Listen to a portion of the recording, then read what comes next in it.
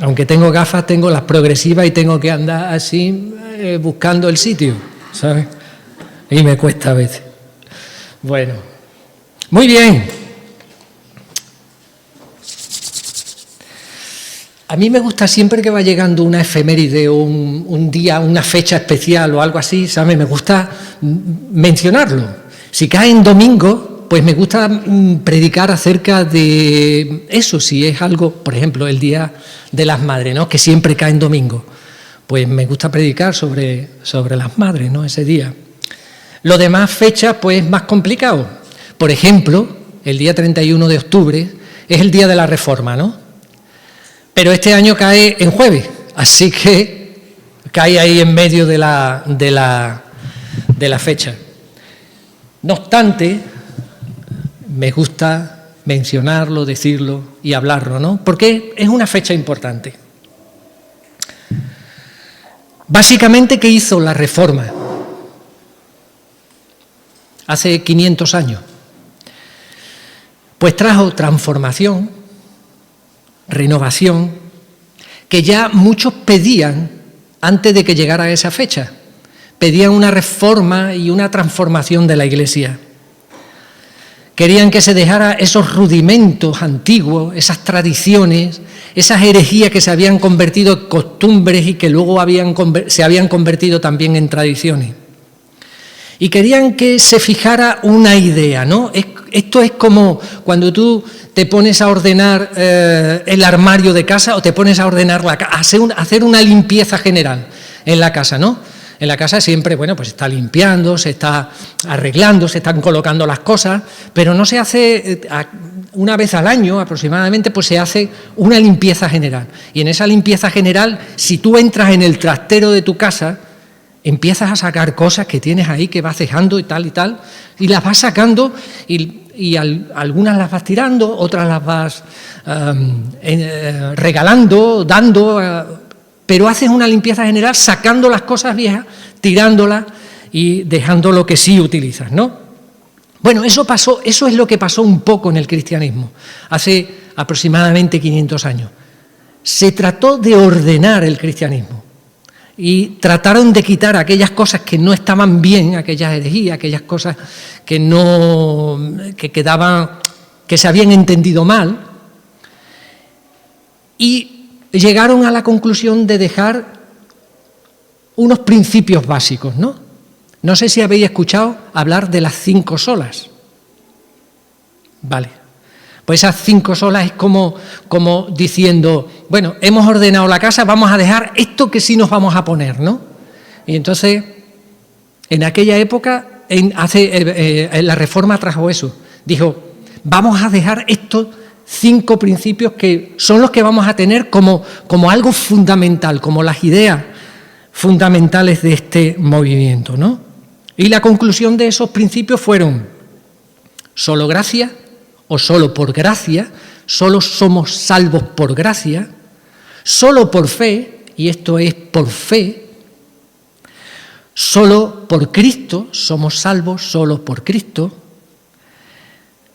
solo por la Escritura, o solo la Escritura es lo que va a ser nuestra base en nuestra vida como cristianos, y solo la gloria sea a Dios. ¿Vale? Esos son principios muy importantes, porque todo esto se había desvirtuado bastante. La gente podría ser salva si compraba una indulgencia, por ejemplo. O la gente podría ser salva por las tradiciones, no por la Escritura. O sea, estos eran principios que eran sumamente importantes. Así que en este tiempo,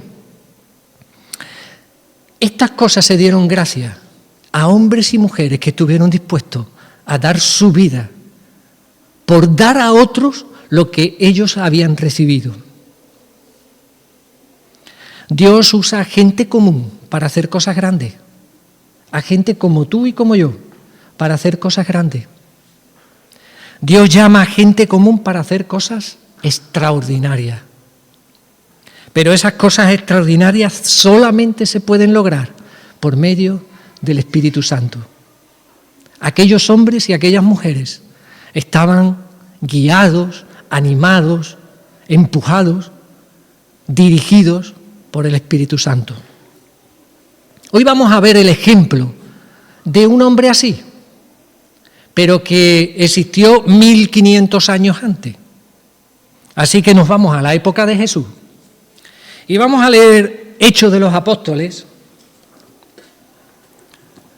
en el capítulo 8 de los Hechos de los Apóstoles.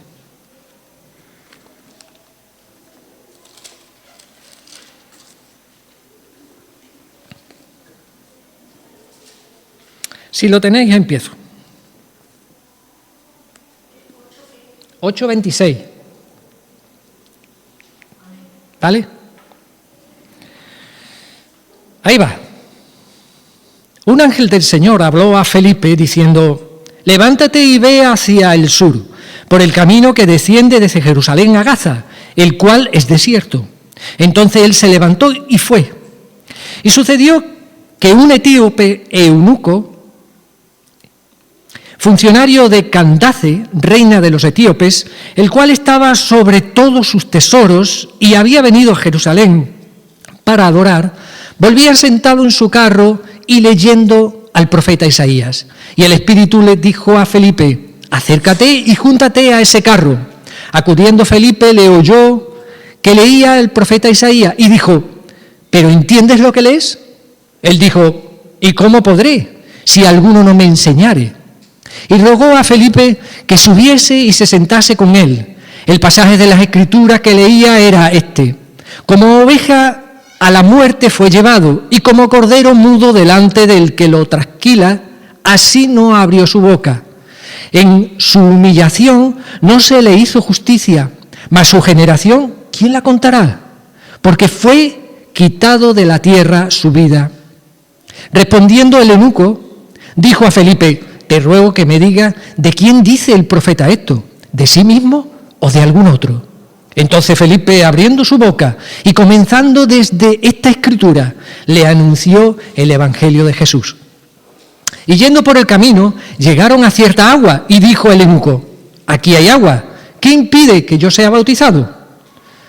Felipe dijo: si crees de todo corazón, bien puedes. Y respondiendo dijo: creo que Jesucristo es el Hijo de Dios. Y mandó para el carro y descendieron ambos al agua, Felipe y el eunuco, y le bautizó. Cuando subieron del agua, el Espíritu del Señor arrebató a Felipe, y el eunuco no vio más, y siguió gozoso su camino. Pero Felipe se encontró en Azoto, y pasado anunciaba el Evangelio en todas las ciudades, hasta que llegó a Cesarea. Muy bien.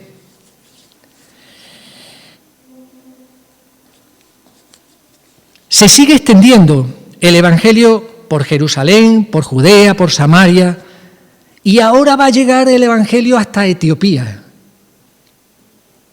Si leemos unos capítulos antes, se está desarrollando la iglesia y se está extendiendo también, se está expandiendo. Si os acordáis de las palabras que le dice Jesús a los apóstoles antes de que Él ascienda al cielo: y me seréis testigos. ¿Dónde? En Jerusalén, en Judea, en Samaria y hasta lo último de la tierra. Y aquí empieza hasta lo último de la tierra. Así que, ¿a dónde va a ir el etíope? Pues a Etiopía, y allí seguramente pues compartiría las cosas que aprendió. Una de las cosas importantes que hay en esta época es la infraestructura que existe. Vosotros que vivís en Mérida conocéis muy bien los monumentos romanos. Una de las cosas importantísimas que tuvo el desarrollo y la expansión del cristianismo, ¿sabéis lo que fue? ¿Qué hicieron los romanos?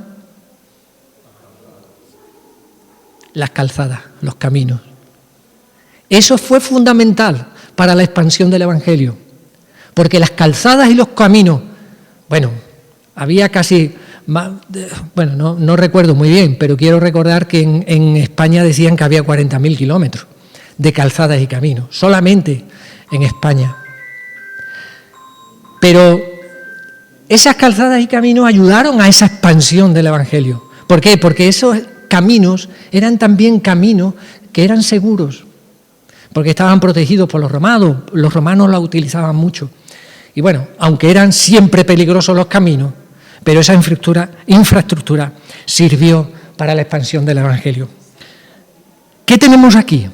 2 cuadros. Imagínate, no sé si has estado alguna vez, bueno, supongo que sí, habéis estado en museos y habéis visto los cuadros y habéis visto a gente que se sienta delante de un cuadro y se pasa un rato allí mirando el cuadro diciendo pa. Yo soy de eso, a mí me gusta mucho. Y entonces empiezas y estás allí un rato dándole vueltas, ¿no? Mirando los detalles que son siempre lo que te habla del cuadro, ¿no? Así, pero bueno, tenemos 2 cuadros, imagínate 2 cuadros, 2 escenas aquí, ¿no? Por un lado, un judío, donde Dios está preparando, a ese judío Dios le está preparando para que lleve una respuesta a alguien, ¿no? Y en ese cuadro vamos a destacar solamente 3 cosas importantes. Tiene muchas más, pero solamente vamos a destacar 3 cosas importantes. Y esas 3 cosas van a ser la obediencia, la entrega y el esfuerzo. Así que imagínate a un judío ahí, y ese judío, en esa escena de ese cuadro, vamos a destacar esos 3 detalles: la obediencia, la entrega y el esfuerzo. Y también tenemos otro cuadro, donde tenemos a un etíope. Y de ese cuadro vamos a sacar otras 3 características que van a ser el vacío que tiene el etíope, ese encuentro que va a tener para llenar ese vacío y esa llenura de ese vacío. Así que 2 escenas, 2 cuadros. En la primera tenemos al judío y de ahí vamos a destacar la obediencia de ese cuadro. Dice el primer versículo: un ángel del Señor le habló a Felipe diciendo: levántate y ve. Y Felipe dice entonces, el versículo 27, entonces Felipe se levantó y fue. Levántate y fue. Recibe una orden de parte de Dios y la hace sin dudar. No hay pegas, no hay problema, Felipe no dice nada. Se levanta y va simplemente. Parece fácil, ¿verdad? Yo digo, ¿por qué es tan difícil para nosotros cuando recibimos una orden de Dios hacerla? Y a veces, ¿por qué tenemos tantas dudas? Y empezamos a pensar, ¿será de Dios o no? ¿Será esto que nos está diciendo Dios? ¿Será esta la puerta que está abriendo Dios? ¿Será esta señal de parte de Dios? Y nos entra la duda, no sabemos si es esto o no, ¿no? Felipe no tuvo eso, porque se lo dijo un ángel. Qué fácil sería, ¿no? Qué fácil sería para nosotros que tuviésemos esa revelación. Mira, estamos ahí en casa tranquilos y un ángel se aparece en el comedor, en medio del comedor de nuestra casa y bueno, no sé lo que pasaría. Yo creo que nos desmayaríamos y no atenderíamos a lo que nos iba a decir, ¿no? Pero qué fácil sería que un ángel nos dijera qué es lo que tenemos que hacer. Simplemente ya está, el ángel de parte de Dios nos dice qué es lo que tenemos que hacer y nosotros lo hacemos, ¿no? Pero te digo, la mayoría de las veces, por no decirte casi siempre, nunca es así. Nunca se aparece un ángel y nos dice lo que tenemos que hacer. O al menos eso entendemos. A lo mejor alguna vez se ha aparecido un ángel de nosotros a través de alguien y no nos hemos dado cuenta de que era un ángel. Fíjate, a Balaam le estaba hablando un ángel a través de una burra y no se dio cuenta, ¿no? A lo mejor en alguna ocasión nos hemos visto cara a cara con un ángel y no nos hemos dado cuenta, ¿no? Entonces, ¿cómo estar seguro de que es Dios quien nos está hablando, como les pasa en este caso a Felipe? Dice Proverbio: hijo mío, está atento a mi palabra, inclina tu oído a mis razones. Está atento a mi palabra y inclina tus oídos a mis razones. Dice Deuteronomio también: escucha la palabra que yo te mando para que te vaya bien a ti y a tus hijos después de ti. Los que tenéis hijos, están los que no tienen y no tienen preocupación, nada más que tienen preocupación por ellos, porque les vaya bien a ellos, ¿no? Pero los que tenemos hijos, peleamos, luchamos y por ellos, casi vivimos por ellos, ¿sabes? Hasta que un día salen de casa, se van y tal y cual, y bueno, y luego seguimos también sufriendo y viviendo por ellos. O sea, que eso no se nos quita, ¿no? Pero bueno, son cosas mejores que peores, son cosas más positivas que negativas. O sea, que no, los que no tenéis hijos, por favor, tenéis hijos, ¿eh? No os lo digo para que no los tengáis, ¿eh? Que es más positivo que negativo, ¿eh? Pero el que tiene hijos vive por los hijos. Tu vida la haces en torno a ellos, a lo que necesitan ellos, al colegio, a las necesidades, a lo que tienen, a todas esas cosas, ¿no? Entonces, para que le vaya bien a ellos también, ¿no? Entonces Dios dice, hijo mío, está atento a mi palabra. Esta es su palabra. Está atento a esta palabra. Ya lo ha dicho todo, salvo que Dios te diga alguna cosa especial, concreta a ti para una cosa determinada, vale. Pero Dios ya ha revelado su voluntad a través de su palabra. Si por medio de esta palabra consigues entender el lenguaje de Dios, lo tendrás claro cuando Dios te habla. Tendrás claro cuando Dios te habla.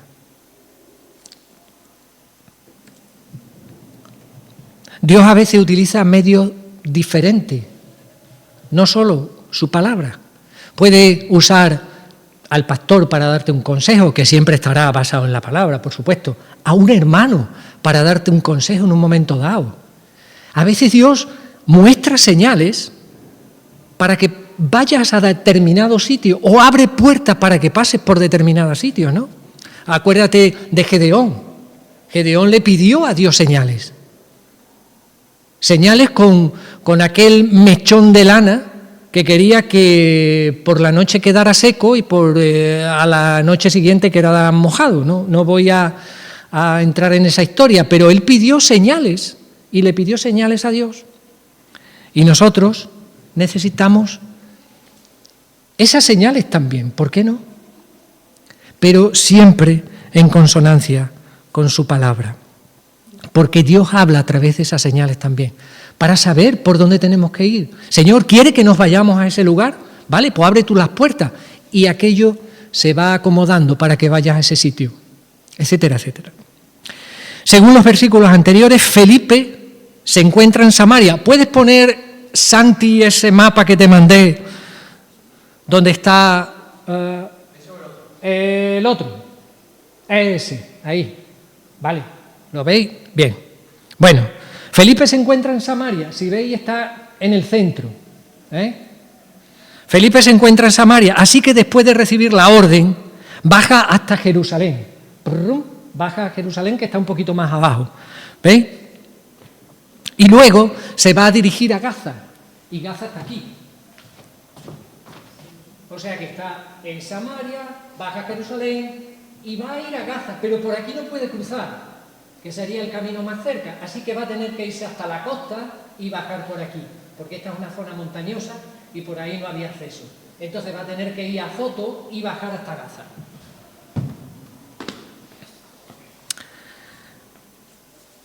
No llegar hasta Gaza no va a llegar, ¿vale? La verdad que el viaje eran 170 kilómetros, tardaría 5 o 6 días, pero no va a llegar hasta ahí. Pero te imaginas que Dios le ha dicho que vaya hacia ese lugar. ¿Te imaginas en esos 5 o 6 días dándole vueltas a la cabeza, pensando qué iría a hacer allí? ¿Para qué? ¿Cuál era su destino final? ¿Qué iría a cumplir en aquel lugar? Le dio tiempo de pensar, porque 5 o 6 días da tiempo para pensar mucho. Pero Dios parece que no le va a revelar o no le revela los detalles. Solamente le dice, levántate y ve. Así que vemos claramente la obediencia de Felipe, ¿no? Se levanta, va y punto, ya está, no hay problema. Esto que iría pensando por el camino lo digo yo, no lo dice él, no lo dicen las Escrituras, pero me imagino que le daría vuelta, ¿no? Dios no siempre revela los detalles, pero sí revela los objetivos. Dice segunda de Pedro, Él no retiene sus promesas, según algunos la tiene por tardanza, sino que es paciente, no queriendo que ninguno perezca, sino que todos procedan al arrepentimiento. Dios no retiene su venida, Dios no retiene la promesa de que un día va a venir, sino que es paciente, está esperando que su palabra llegue a todos los rincones del mundo, que todos tengan la oportunidad de conocer a Cristo, de conocer la salvación, de conocer la vida eterna. Eso está esperando Dios. Es paciente. Así que hasta que no se cumpla eso no vendrá. Ese es el objetivo, que todos conozcan su palabra y que procedan al arrepentimiento. Ese es el objetivo. Luego están los detalles. ¿Cómo se va a hacer? Eso ya lo va diciendo poco a poco, pero ese es su objetivo. Así que Dios no revela siempre sus detalles. No, quizá da sus detalles, porque a veces no lo entenderíamos. Piensa unos años atrás cómo estabas y cómo estás ahora. Si Dios te dice hace 5 años atrás que ibas a estar donde estás ahora, tú no te lo creerías. Tú dirías, no, venga, bueno, pues ya está. Si piensas un poco más atrás, tú dices, hace 10 años atrás yo no estaba ni casado, así que no sé, ¿cuánto tiempo lleváis casados vosotros? ¿Cuánto? 18. Uf, y ya nos tendríamos que remontar hace 20. Uf, mucho.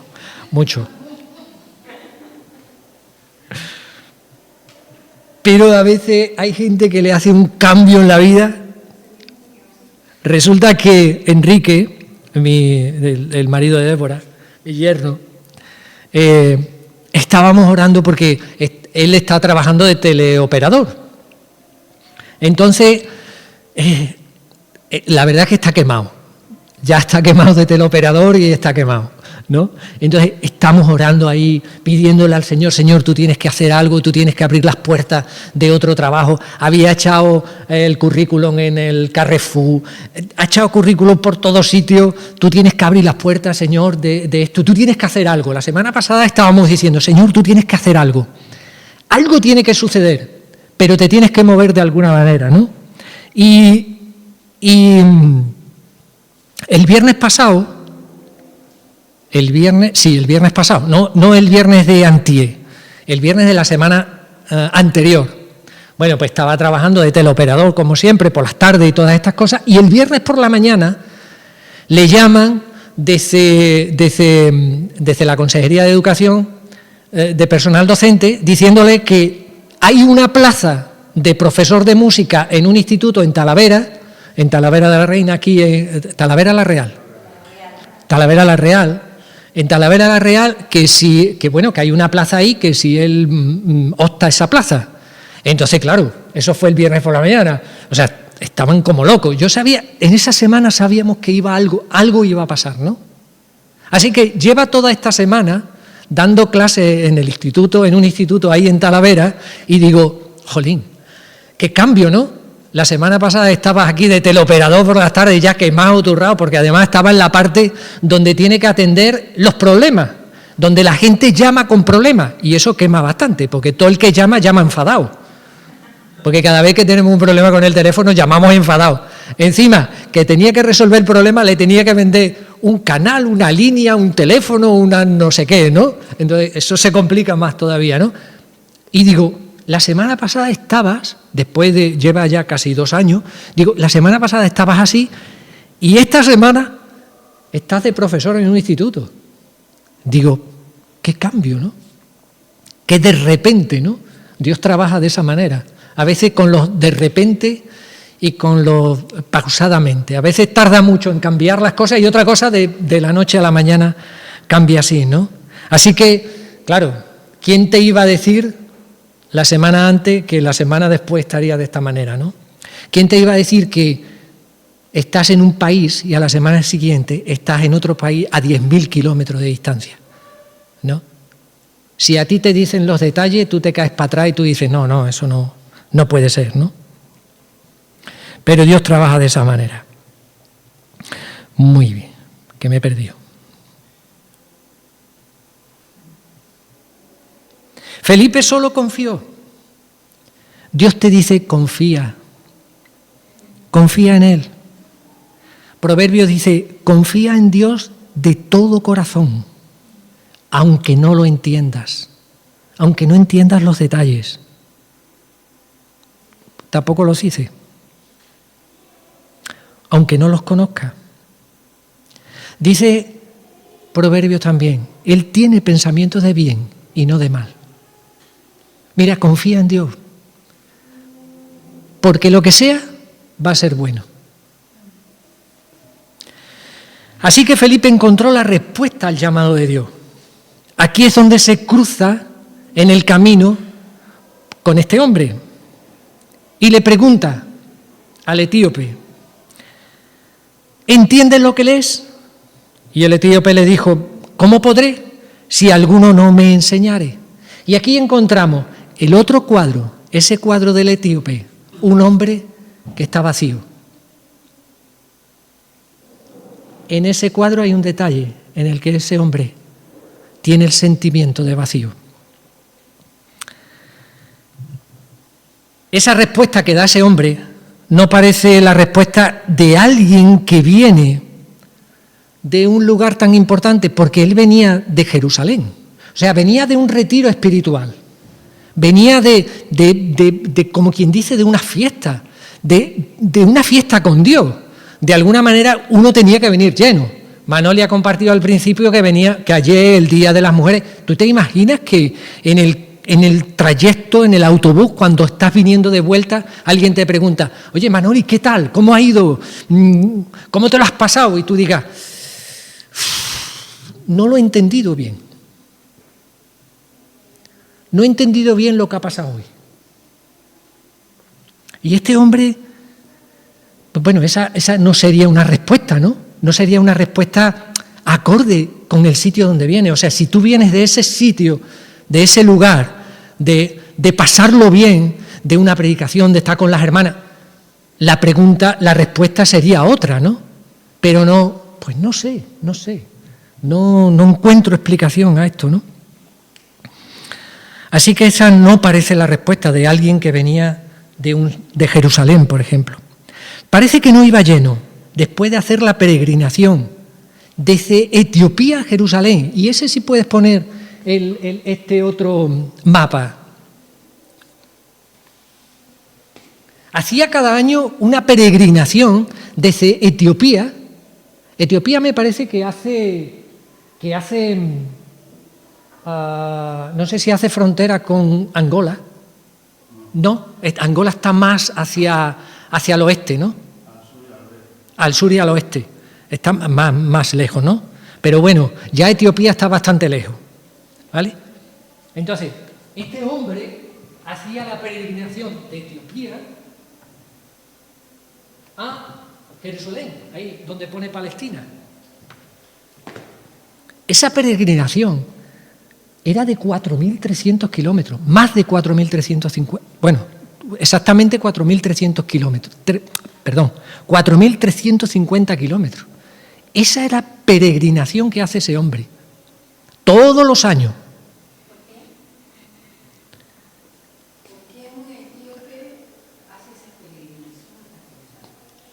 Porque estaba buscando algo. Porque sabía de que en Jerusalén era el lugar, de alguna manera, el lugar santo, el lugar de peregrinación, y en el que estaba buscando algo. Porque él conocía las Escrituras, porque iba leyendo Isaías. Y las Escrituras hablan de Jerusalén.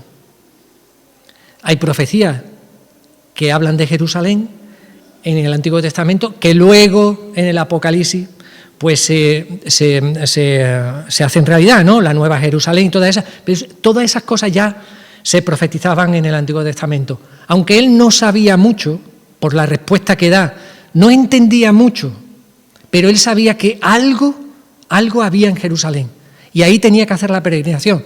De todas formas, todos peregrinaban, todos los que de alguna manera habían sido expandidos también, porque durante la expansión de varias expansiones que hay en Israel, los judíos tienen que salir a diferentes sitios, ¿no? Muchos de ellos también acaban en Babilonia, o sea, acaban repartidos en muchos lugares, ¿no? Probablemente él, quizás, a lo mejor, a él le habían hablado algo, o a él había llegado algo de las Escrituras del Antiguo Testamento, y por eso él pensaba que él tenía que peregrinar a Jerusalén, ¿no? Era la peregrinación de todos los años, de todos los judíos que habían salido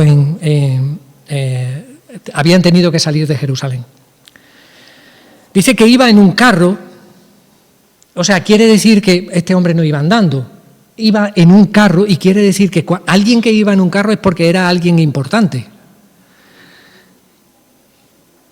Dice que la Escritura que estaba sobre todos los tesoros del reino. Si lo comparamos con hoy, por ejemplo, hoy día, podría ser como un funcionario, como un ministro de Hacienda, por ejemplo, que sabe lo que entra y lo que sale, sabe lo que se gasta. Bueno, ahora mismo la política nuestra no es precisamente el mejor ejemplo, pero podría ser como un gobernador que tiene el acceso a todas esas cosas, ¿no? O sea, quiero resaltar que era una persona bastante importante, ¿no? Y él mejor que nadie sabía que las riquezas de este mundo no satisfacen a los hombres, que la riqueza de este mundo es algo temporal. Él sabía lo que se gastaba, estaba sobre los tesoros de ese reino. Sabía lo que se gastaba, sabía el despilfarro que había, sabía que al final, después de todo ese gasto, de toda esa riqueza, los hombres morían sin nada, que todas aquellas riquezas eran temporales. A pesar de tenerlo todo, no dejaba de buscar lo que le faltaba. De ahí probablemente su peregrinación a Jerusalén, buscando respuesta a eso que él leía en el Antiguo Testamento, o en Isaías, por lo menos, sabemos que leía Isaías, le faltaba. Es como aquel mercader que va por todos los mercados buscando la perla preciosa. Y cuando la encuentra, vende todo para comprarla, ¿no? Él está buscando esa perla y no la encuentra. Se pregunta, ¿cómo saber la respuesta a mis necesidades? ¿Y cómo podré si alguno no me enseña? Le está diciendo a Felipe. Aquí volvemos al cuadro del judío. Y ahí vemos una característica, la característica de entregar, de dar, de enseñar. Vemos a un hombre judío dispuesto a entregar, a enseñar y a dar. Algo parecido a esto que dice el etíope, lo dice Pablo en Romanos, hablando de los que no conocen todavía el Evangelio. Y dice, ¿y cómo irán sin haber quien les predique? Dice Pablo. Así que en este texto, hermano, tenemos a una persona con ganas de aprender, el etíope, y a otra dispuesto a enseñar, a Felipe. Hermanos, esto va para los que sabéis. Enseñad a los que no saben. Aquí hay personas que tienen deseos de aprender. Hermano, que sabes, toma el reto de enseñar al que no sabe, a discipular, a dar a otro lo que ya sabes. Eso es un reto. La Iglesia tiene que estar en un constante discipulado. Tú sabes, hermano, ya. Encárgate de enseñar a quien no sabe. Ponte de acuerdo con el pastor. Organizad discipulados. Enseñar a otros las cosas básicas que ya sabe. No te quedes solamente recibiendo.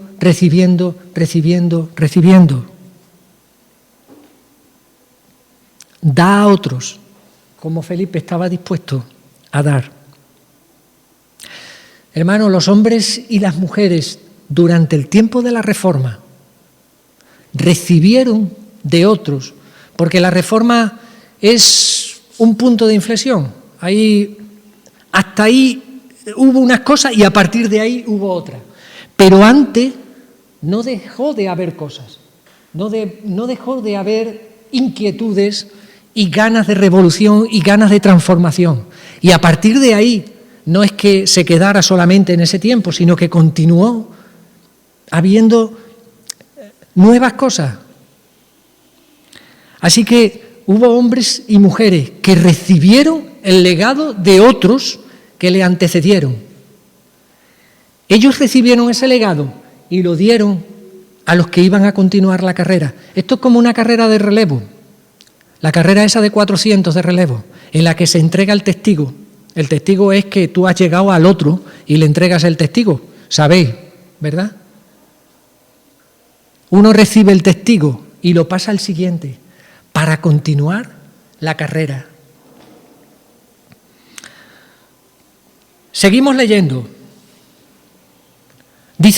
Seguimos. Iba leyendo Isaías. Isaías dice, te ruego me digas, y el versículo 34-35 dice, te ruego me digas, ¿de quién dice el profeta esto? Entonces Felipe, abriendo su boca y las escrituras, le anunció el evangelio de Jesús. Hermano, no pierdas la oportunidad de anunciar el evangelio a quien te da la oportunidad de hacerlo. Mira, no es fácil hablar de Dios, pero cuando tengas la oportunidad de hacerlo, dilo. Di un Dios te bendiga, que Dios te ayude, que Dios te guíe. Si Dios quiere, pediremos porque Dios te ayude, oraremos, te tendremos en oración. Aprovecha cada oportunidad,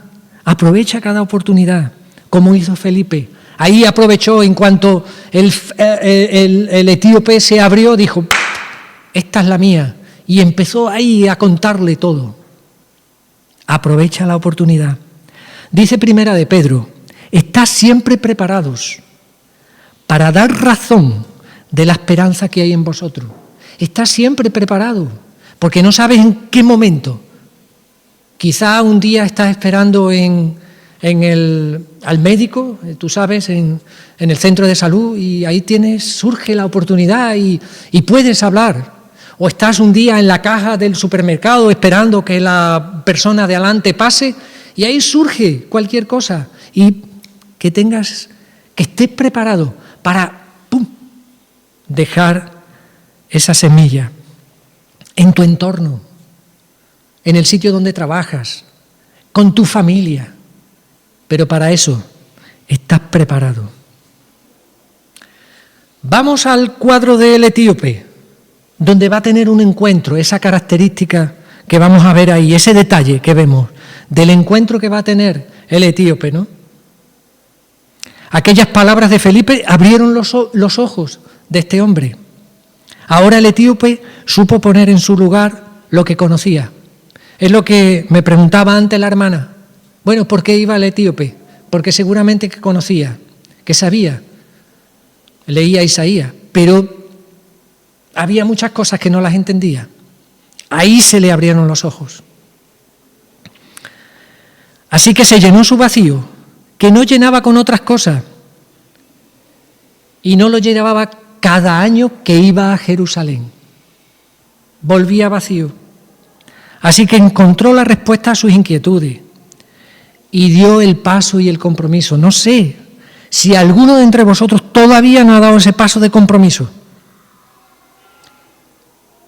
El paso de compromiso que exigía conocer a Cristo. y conocer estas verdades. Entonces los versículos 36, 37 y 38 le está diciendo eso. ¿Qué crees?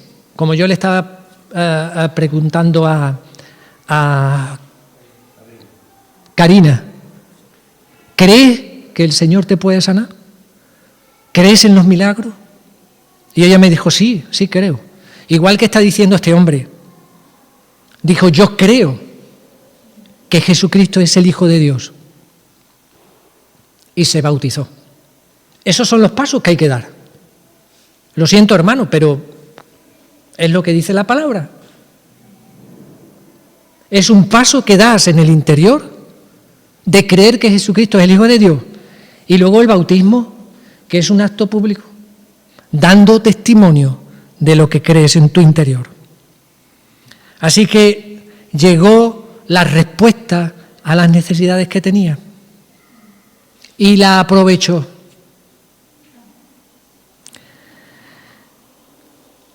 Hermanos, no dejes pasar la oportunidad.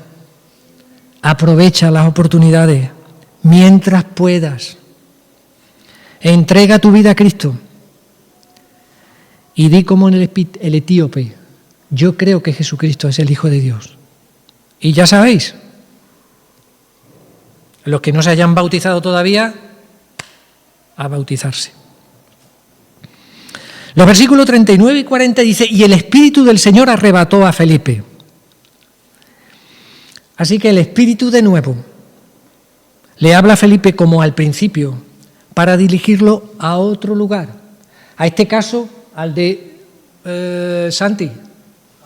Vale, bueno, en este caso hasta Azoto. Esa ciudad que estaba cerca del mar, ¿no? Y tiene sentido. Esa ciudad estaba camino de Gaza, o sea, tenía que pasar por ahí, o sea, que tenía sentido que se encontrara en Azoto, ¿no? Que el Espíritu Santo lo llevara hasta ese lugar, porque era un lugar por donde debería de pasar. Y dice que no volvieron a cruzarse más en el camino, cada uno siguió el suyo. Hermano, aprovecha la oportunidad que tengas con otro, porque no sabéis si en algún momento te vas a cruzar con él otra vez en la vida. Bien, ahí tenemos a Azoto, así que se encontraba en Azoto. Es importante que sepamos que estaba ahí, en esa ciudad, porque ahora os voy a decir por qué. Así que la tercera característica que vemos en el cuadro del etíope es que se llena, y dice el etíope que siguió gozoso su camino. Así que ese hombre se llenó y continuó su camino de forma gozosa. A diferencia de los otros viajes anteriores, en este había encontrado la respuesta a la falta de entendimiento de todo lo que creía.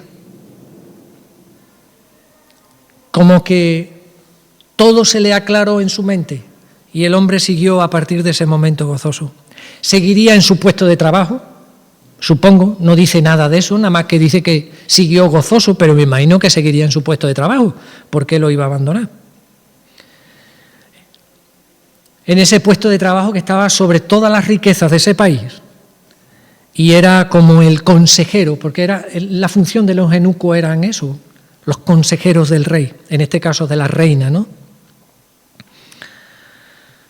Seguiría en su puesto de trabajo, pero ahora con la esperanza, gozoso, porque había encontrado el verdadero tesoro, que era la vida eterna, como tú decías antes. Señor, que podamos anunciar a otro y que conozcan el verdadero tesoro, que es tener la vida eterna. Eso es lo importante, porque todas las demás cosas las dejaremos aquí. Nada nos podremos llevar, ni siquiera el traje que nos pongan o la ropa que nos pongan cuando estemos ahí en el ataúd. Ni siquiera eso nos vamos a poder llevar. Y mira que lo vamos a tener cerquita. Pues ni siquiera eso nos vamos a llevar. Todo se va a esfumar como el humo. Va a desaparecer. Nada de lo que tenemos nos vamos a poder llevar. Solo los tesoros que hayamos podido hacer delante de Dios. Solo los tesoros que hayamos acumulados allá arriba. Es lo único que nos quedará. Volvemos al cuadro del judío y vemos otra característica que es el esfuerzo. Dice que Felipe estaba en Azoto anunciando por donde pasaba hasta que llegó a Cesarea. O sea, él estaba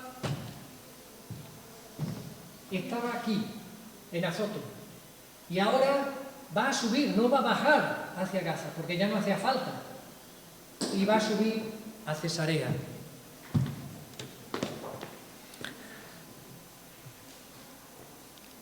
Y eso está más allá de Samaria, donde estaba al principio. Así que hizo un largo viaje por caminos peligrosos, aunque bueno, había cierta seguridad, pero eran caminos peligrosos. Otra distancia que tuvo que recorrer de más de 100 kilómetros. Un tremendo esfuerzo, ¿verdad? Es la característica que estamos viendo en este cuadro. El esfuerzo. Un tremendo esfuerzo. ¿Para qué? ¿Para hablarle a una persona? ¿Creéis que merecía la pena tanto esfuerzo para hablarle a una persona? Luego, de camino a Azoto, hacia arriba, hacia Cesarea, aprovechó el viaje y fue hablando con quien se le cruzaba. Pero en principio la misión era para hablarle a una persona. ¿Creéis que mereció la pena? ¿Que vale la pena tanto esfuerzo?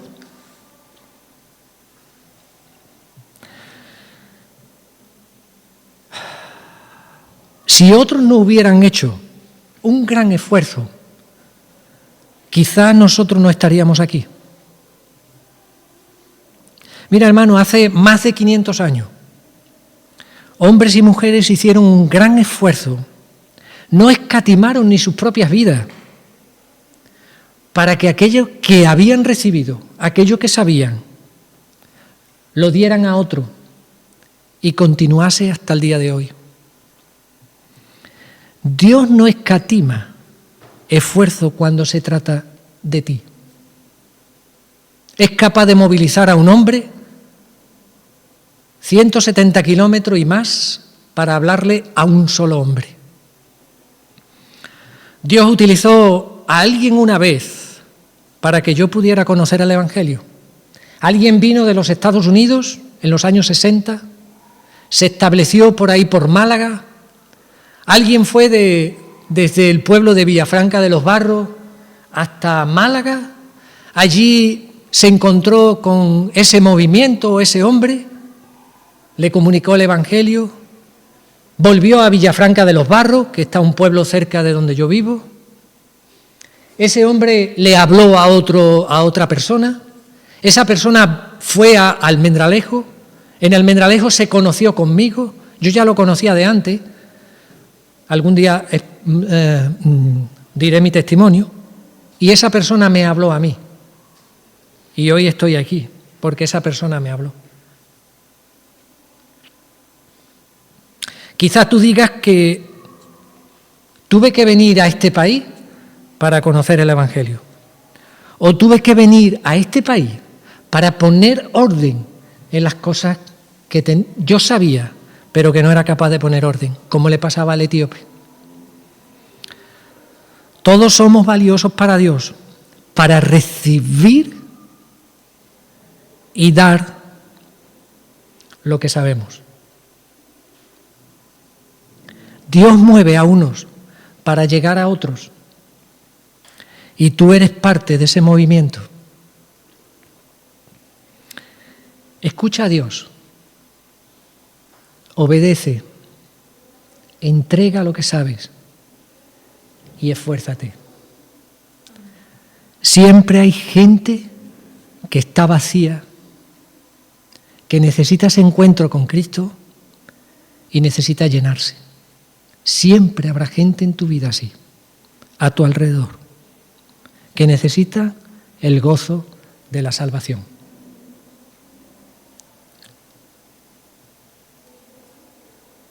Vamos a orar y a pedirle a Dios que nos ayude, a que podamos tener esa características de ambos cuadros, de ambas escenas, ¿no? Señor, te damos gracias por tu amor y tu misericordia, por este tiempo delante de ti, Padre. Señor, te rogamos porque nosotros podamos tener también desarrollar esas características que tenía Felipe, de obediencia, de dar y de esforzarse, sin preguntar, solamente confiar en ti. Ayúdanos a perfeccionarnos en estas características, Señor. Padre, sabemos que a nuestro alrededor siempre hay gente que está vacía a pesar de tenerlo todo. Señor, sabemos que a nuestro alrededor hay gente que necesita tener ese encuentro contigo para que pueda llenar ese vacío. Porque las riquezas de este mundo no llenan, Señor. Porque al final de nuestros días todas las cosas son vanidad, Señor. Sí que es verdad que todo nos sirve para que vivamos cómodamente, pero al final de nuestros días todo lo quedaremos aquí. Solamente nos quedará aquel tesoro que hayamos podido acumular en el cielo y nos quedará el gozo de la salvación y nos quedará también la promesa de la vida eterna. Señor, te pido que esto lo selles en nuestros corazones y que sirva, Padre, para seguir cada día con la cabeza bien alta, Señor, aprovechando las oportunidades que tú nos das para predicar tu palabra, para llevar a otros, para dar a otros lo que ya sabemos, Señor. Porque eso que sabemos es vida eterna para otros, para nuestros hijos, para nuestros familiares, para nuestro entorno de trabajo, para nuestros amigos, para nuestros vecinos, para nuestros hermanos, que con nosotros en la iglesia, Señor, están necesitados de recibir también tu conocimiento, Señor. Que tú levantes hombres y mujeres en esta iglesia, que den a otros, que enseñen a otros, que sean obedientes y que se esfuercen en dar tu palabra. En el nombre de Jesús te pedimos que tu Espíritu Santo se descienda y se derrame en esta mañana, Señor, sobre tu pueblo, sobre tu iglesia, en el nombre de Jesús. Amén y amén, Señor.